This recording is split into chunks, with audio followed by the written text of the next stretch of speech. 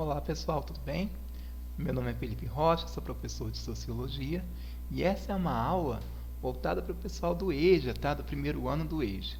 Essa aula já é voltada para o segundo bimestre, então ela tem notas para o segundo bimestre.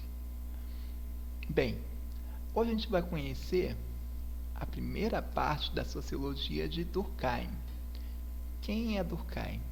Relembrando da última aula, a gente falou sobre Auguste Comte, ou Auguste Comte, que ele é considerado o pai da sociologia, porque ele foi o primeiro a criar o termo sociologia. Suas ideias ficaram conhecidas como positivismo. E ele acreditava que toda a humanidade passaria por 3 estágios evolutivos: o teológico, o metafísico e o positivo. Além disso, a gente estudou um pouquinho sobre a influência das ideias de Comte no Brasil. Inclusive, a frase ordem e progresso da bandeira nacional é influenciada por Comte.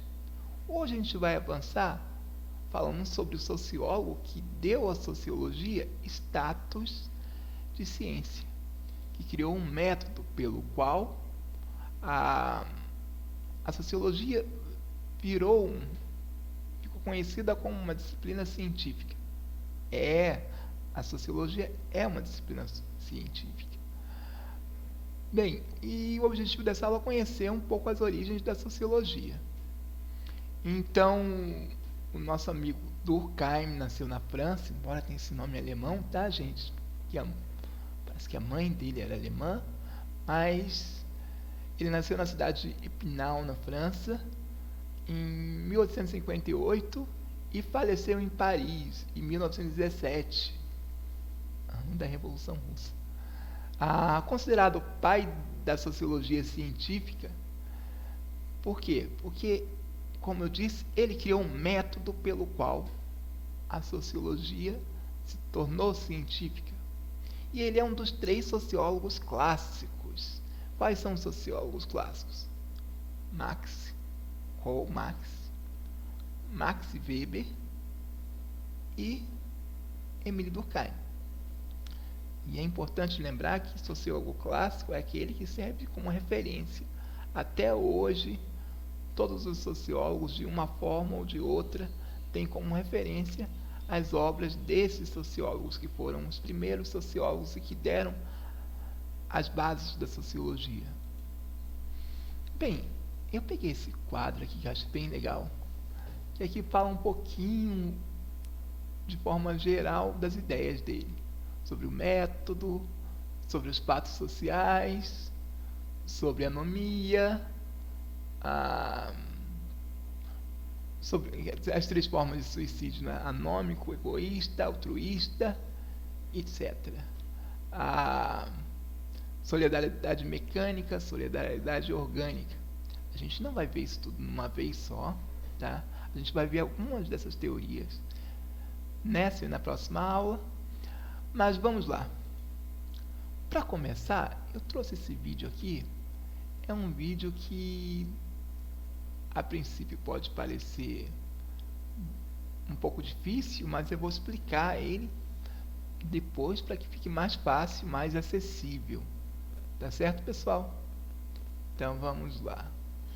Deixa eu ver ele começar aqui. Opa, agora sim. Dê um like no vídeo, compartilhe com seus amigos que estão estudando sociologia e seja empático nos comentários. O vídeo de hoje é sobre Émile Durkheim, que viveu entre 1858 e 1917, um dos fundadores da sociologia como disciplina científica. Foi o primeiro professor de sociologia e seus escritos foram no sentido de criar, formalizar e descrever os modos de operar dessa nova ciência. A pergunta que intrigava Durkheim era: como é que, tornando-se mais autônomo, o indivíduo depende mais estreitamente da sociedade? Ele pensava isso no contexto do desenvolvimento da vida moderna, ou seja, os desdobramentos das revoluções burguesas, o individualismo, a produção industrial, a liberdade e a vida na metrópole. Durkheim também tentava entender o que estava acontecendo naquele período. Bom, A resposta de Durkheim se baseia em uma distinção. Todos nós, indivíduos, possuímos uma consciência individual que, de um modo geral, são nossas vontades íntimas, nossas inclinações pessoais, aquilo que nos faz únicos. Contudo, quando as consciências individuais se reúnem ou se relacionam, parece que algo, além delas, é criado. Algo que não é nem próprio de uma consciência individual, nem de outra. Durkheim, portanto, afirma que existe uma outra consciência, a chamada consciência coletiva, que é uma expressão da relação de diversos indivíduos. A consciência coletiva não é um resumo, uma síntese, uma soma das individualidades. Pelo contrário, é uma coisa nova, com características inéditas, com expressões até diversas das individuais. A consciência coletiva, segundo Durkheim, pode ser percebida através dos fatos sociais. E estes são, segundo Durkheim, o objeto de estudo essencial da sociologia. Mas o que seriam os fatos sociais? Atenção para a citação. É fato social toda maneira de agir, fixa ou não, suscetível de exercer sobre o indivíduo uma coerção exterior, ou, ainda, que é geral ao conjunto de uma sociedade dada e, ao mesmo tempo, possui existência própria, independente das manifestações individuais. O que é tudo isso, afinal? Ora, qualquer norma, qualquer regra, qualquer lei, qualquer moralidade pode ser entendido como fato social e, portanto, expressão da consciência coletiva. Quais os exemplos que podemos dar? Dinheiro, a língua que falamos, o horário que comemos, a moda, a arquitetura, os papéis sociais que representamos diariamente, por exemplo, o papel social de professor e o papel social de aluno. Tudo isso pode ser considerado fato social. Por quê? Porque todos esses exemplos possuem as 3 características básicas dos fatos sociais. Geral. Todos, de um certo grupo, estão submetidos a esse fato social. Exterior. A existência do fato social independe de um indivíduo, afinal, tal fato social existe antes e depois desse indivíduo. Coercitivo. Todo fato social é imposto ao indivíduo a ponto de que, se ele se recusa a segui-lo, sofrerá uma punição. O mais interessante dessas características é a última condição. Nós só sentimos o peso de um fato social quando resistimos a ele, e daí sentimos a força da coerção em nós. Por exemplo, imagine que você pegou uma nota de R$ falsificada sem saber. Com ela, você vai até uma padaria para comprar um simples pão e a pessoa do caixa vê que a nota é falsa. Ela não aceita e não permite que você leve para casa os pães. Temos aqui um simples caso de fato social. E poderíamos falar de vários outros: usar uma roupa fora de moda, falar uma língua inteligível, cometer um crime, colar na prova, ou seja, toda e qualquer ação que vá contra alguma regra, norma ou lei inicia um processo coercitivo. Para que não sofrêssemos coerção social a todo momento, é que participamos de processo de internalização dos fatos sociais. Estes processos podem ser chamados de socialização. Socialização é fazer parte de um grupo social. Para fazer parte de um grupo é necessário aprender quais são os fatos sociais que orientam a vida naquele grupo. Quer um exemplo prático disso tudo? A educação de uma criança. Ela nasce dominada pela consciência individual. Ao longo da vida, ela vai aprendendo fatos sociais que são expressão da consciência coletiva daquele grupo.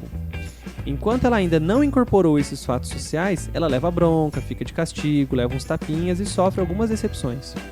Para Durkheim, tudo isso faz parte do processo de diminuição da consciência individual e aumento da consciência coletiva em cada indivíduo.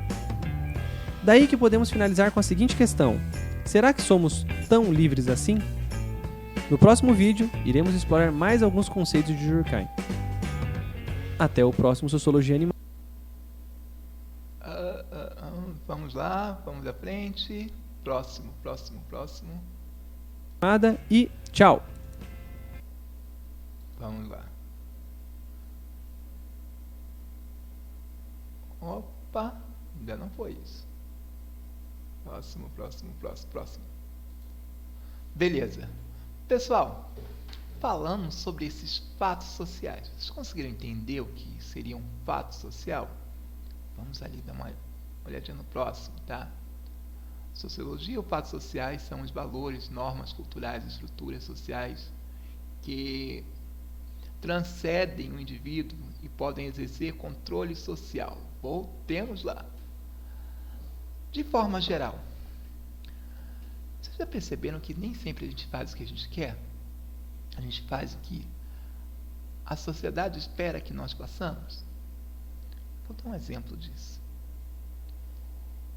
Se um casamento, o que as pessoas esperam achar no casamento? Elas esperam achar, na maioria das vezes, uma noiva vestida de branco, uma pessoa vestida de terno lá. Elas esperam que tenha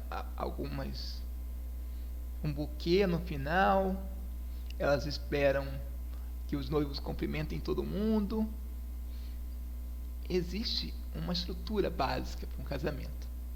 Se um casamento ocorre de uma forma muito diferente, é muito possível que as pessoas critiquem, tá? Imagina se a noiva resolve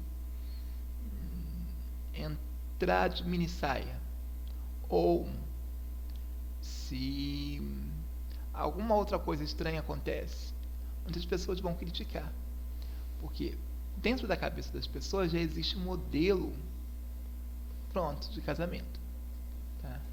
Inclusive eu me lembro do meu casamento e eu queria me divertir muito mais, mas eu tinha que atender todas as pessoas, cumprimentar todo mundo, e depois eu tinha que tirar um monte de fotos, e isso me deixou bastante preso naquele momento.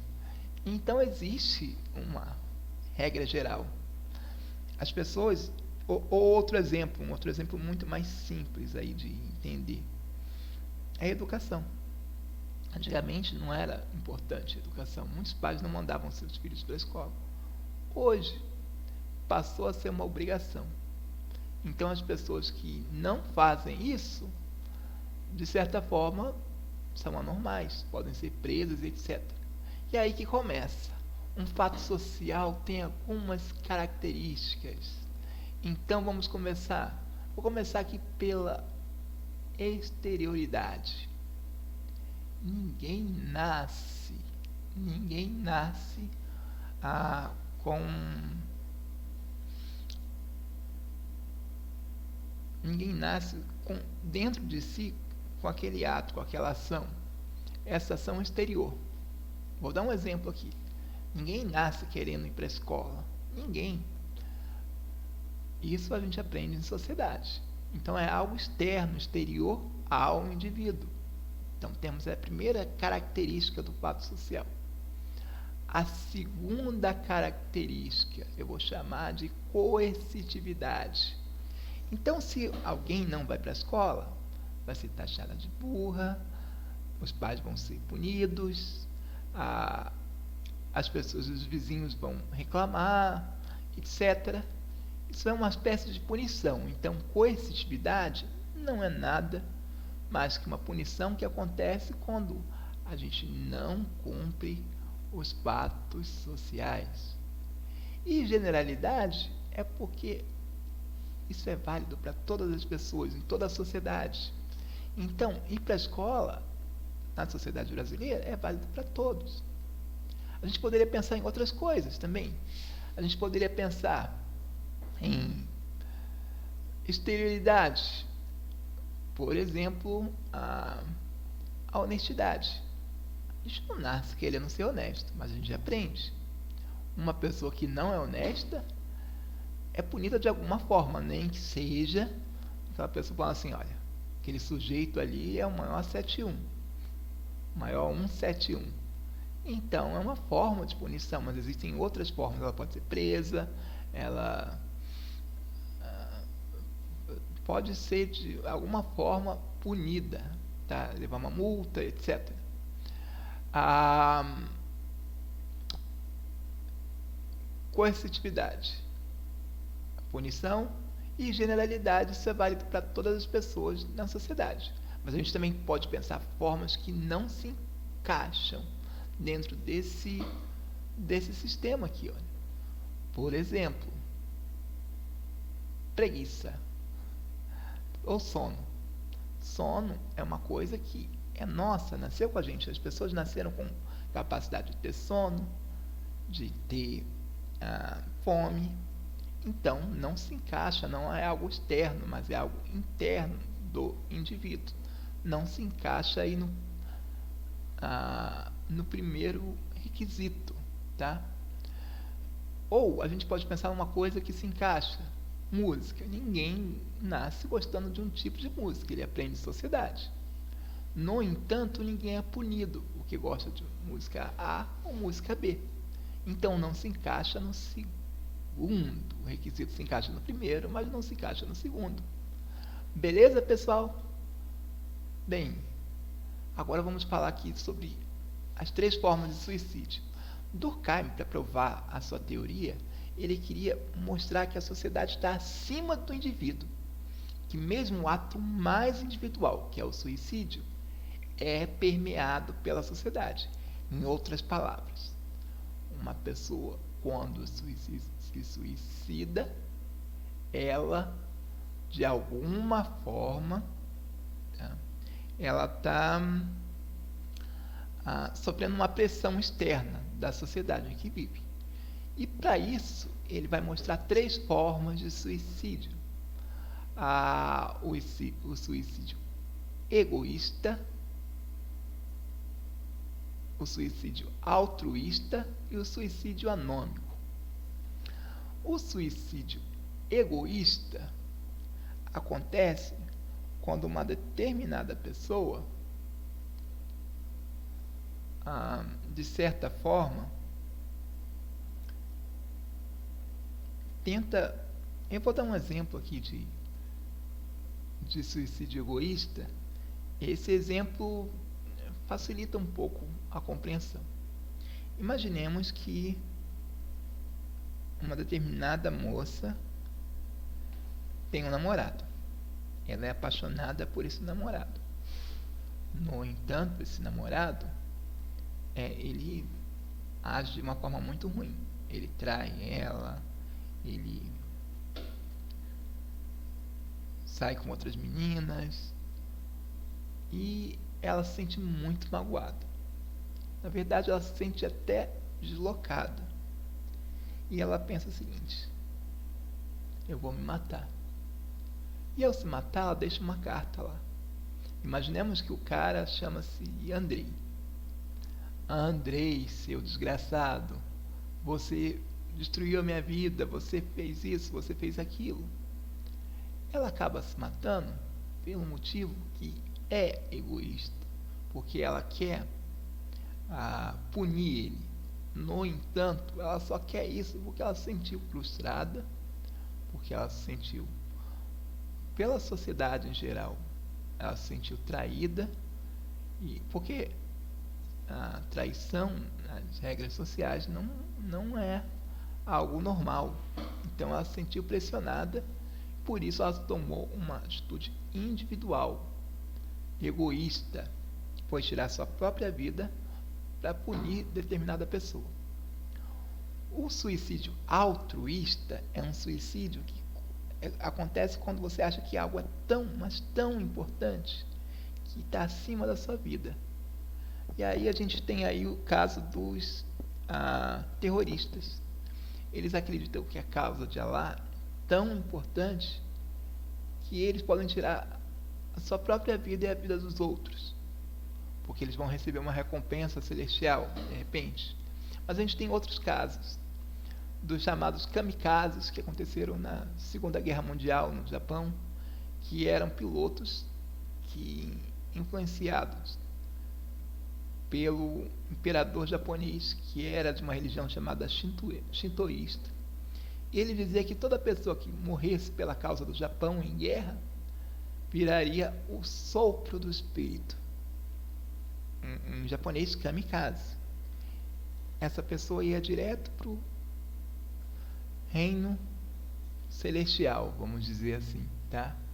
Então, as pessoas se matavam porque acreditavam que aquela causa era maior que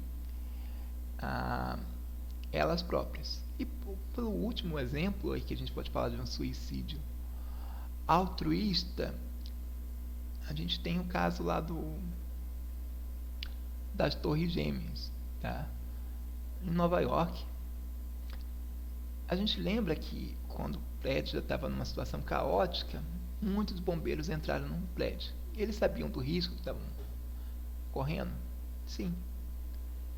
E o prédio caiu, tá? Desabou e matou todos eles.